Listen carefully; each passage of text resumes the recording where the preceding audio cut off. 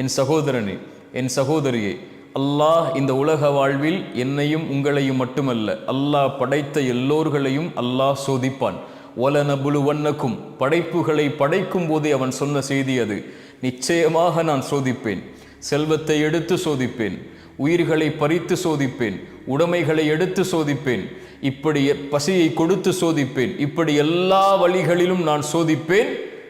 ஆனால் பொறுமையாளர்களுக்கு சொல்லுங்கள் ஒரு செய்தி என்று அல்லாஹ் சொல்லவில்லை.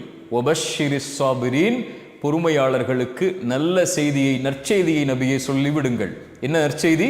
அல்லதீன இதா அஸாபத்துஹும் முஸீபா, அவர்களுக்கு ஏதாவது சோதனை ஏற்பட்டால் அவர்கள் என்ன தெரியுமா சொல்லுவார்கள்? இன்னா லில்லாஹ், நாங்கள் அல்லாஹ்வை சார்ந்தவர்கள். வ இன்னா இலைஹி ராஜிஊன், அவனிடத்தில் தான் நாங்கள் செல்ல இருக்கிறோம். எங்களை படைத்தவன் அவன், எங்களை மரணிக்க செய்பவனும் அவன்தான். அவனுடைய நாட்டத்தை மீறி எங்களுடைய வாழ்வில் எதுவும் நடக்காது. அல்லாஹுடைய தூதர் ஸல்லல்லாஹு அலைஹி வஸல்லம் சொன்ன செய்தி அது.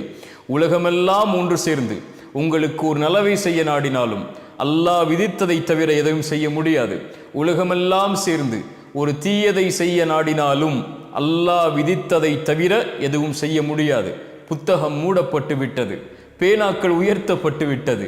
அல்லாஹ் விதித்தது தான் எங்களுடைய வாழ்வில் நடக்கும். இந்த சோதனையை கொடுத்தவன் அவன்தான் இதை நீக்குவான் என்ற பொறுமையை கடைபிடிப்பார்கள். அந்த பொறுமையை கடைபிடிப்பவர்களோடு அல்லாஹ் இருக்கிறான்.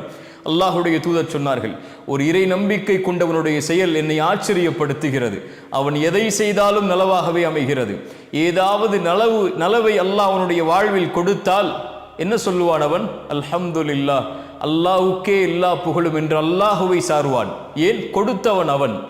ஏதாவது சோதனையை அல்லாஹ் கொடுத்தால், சிரமத்தை கொடுத்தால், கொடுத்ததை அல்லாஹ் எடுத்து விட்டால், ஒரு உறவை கொடுத்து அல்லாஹ் எடுத்தால், ஒரு செல்வத்தை கொடுத்து அல்லாஹ் எடுத்தால், ஒரு சுகத்தை கொடுத்து அல்லாஹ் எடுத்தால், ஒரு வாழ்வை கொடுத்து அல்லாஹ் எடுத்தால், ஒரு கண்ணியத்தை கொடுத்து அல்லாஹ் எடுத்தால், அவன் பொறுமையோடு இருப்பான். அதுவும் அவனுக்கு நலவாகவே அமைகிறது என்று அல்லாஹுடைய தூதர் ஸல்லல்லாஹு அலைஹி வஸல்லம் சொன்னார்கள். சோதிக்கப்படுவான், சிரமப்படுத்தப்படுவான், ஒரு முடிவை அவன் எடுப்பான், அது நடக்காது. ஏதோ ஒரு முடிவு நடக்கும். அது யாருடைய முடிவு? அல்லாஹுடைய முடிவு. ஒரு மனிதன் முடிவெடுக்கிறான், அந்த மனிதனை படைத்த அல்லாஹ் ஒரு முடிவை எடுக்கிறான். எது சிறந்தது என் சகோதரனே?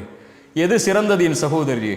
வஅஸா அன் தக்ரஹு ஷைஅன் வஹுவ கைருல் லக்கும் வஅஸா அன் துஹிப்பு ஷைஅன் வஹுவ ஷர்ருல் லக்கும்.